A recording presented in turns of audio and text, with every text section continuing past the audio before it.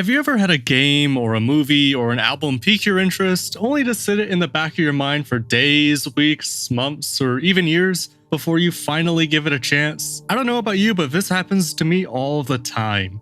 And last weekend, I finally scratched 2 games off that ever-growing list when I played through Limbo and Inside for the first time. Hey everyone, how's it going? After years of putting it on the back burner, I finally played through Limbo and Inside for the very first time. These games have been out for 12 and 6 years respectively, and a third game from Playdead ApS, the studio behind Limbo and Inside, has been in development for some years now. Since the time between the release of Limbo and Inside was 6 years, I wouldn't be shocked to hear news about their next game coming relatively soon. With that in mind, I thought now would be a good time to play through both games and give my thoughts on them. So without any further ado, let's get into it. When I first heard of Limbo, it was recommended to me as a puzzle platformer and as a horror game. And at first glance, it makes sense why. The art style could easily work as a horror game, and the giant spider featured all throughout the game's marketing is absolutely something you would see in a horror game. But if you came to this game for scares, you'll be thoroughly disappointed. Aside from the art style and some attempts at moody lighting, there's nothing scary about this game whatsoever. It is worth noting that I don't blame the developers or the game for this. This game isn't trying to be a horror game whatsoever, but I do remember seeing tons of journalists and others online praising it as a horror game when it is in no way a horror game. So right off the bat, my expectations were subverted and would continue to be subverted throughout the rest of my playthrough. Another part of the game that I saw continuously praised was the story. Now, Limbo's story is told entirely visually. There's no dialogue throughout the entire game. Hell, the only story you hear throughout the entire game is the sound of your character walking, various other pieces of Foley, and on rare occasions, you might hear some music. The sound design is incredibly sparse, which is an artistic choice that I'm fine with, but certainly wasn't expecting. Tangent aside, the story for me wasn't all that captivating. Because there's no dialogue or text throughout the game, it relies entirely on symbolism and metaphor to make points. The problem for me is that there's no context for anything that happens, so these symbols could mean just about anything you want them to mean, which just isn't very interesting. It's as though the plot is just a series of Rorschach tests. What kept me engaged throughout my playthrough was the gameplay. The controls are all extremely simple. The response was fluid, though I wish the controls were tighter and less floaty overall. The design of the puzzles was overall very solid, though there were a few instances where you wouldn't know what the solution for the puzzles was unless you died and figured out what not to do. I later learned that this was an intentional design choice, and I'm not sure if that makes it better or worse. To me, a puzzle game should be one that relies on your ability to find solutions by being clever,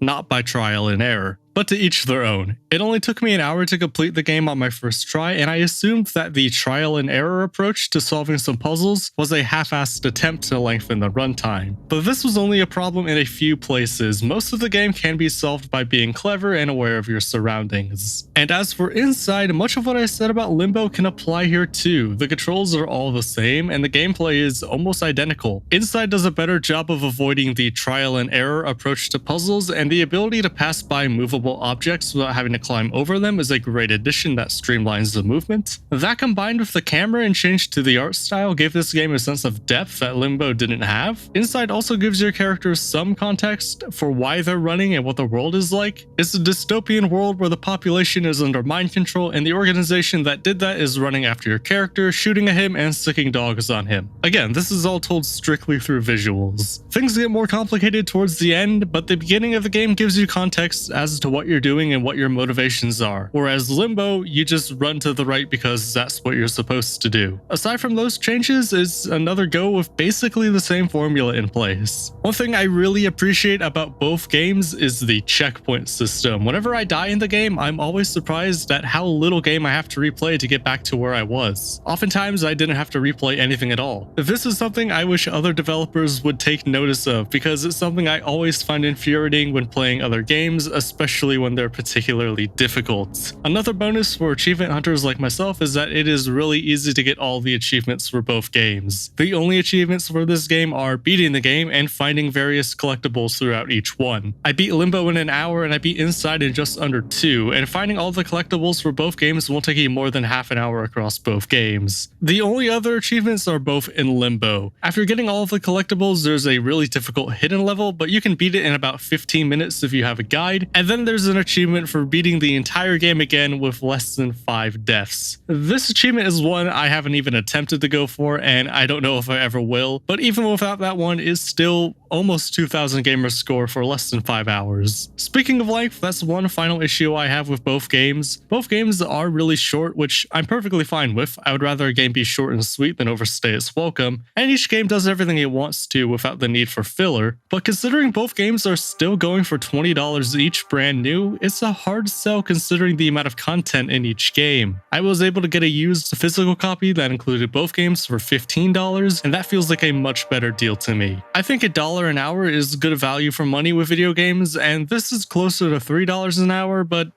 it's close enough. As a whole, despite how a lot of this video is filled with some negativity, I do actually like both games for the most part. I wouldn't even begin to consider them some of the best games of all time like a lot of reviewers have, but they're fun to play in their own ways. If you can get them both on sale or just want to inflate your gamer score with a game that isn't completely shameful, then I'd keep your eye out for this one. And if you do, hopefully it will take you less than 10 years to take the plunge like I did. But those are just my thoughts. Of course, let me know what you think in the comments below. Thanks for watching, like the video if you made it this far, subscribe to the channel if you want to see more, and I'll see you in the next video. Take care.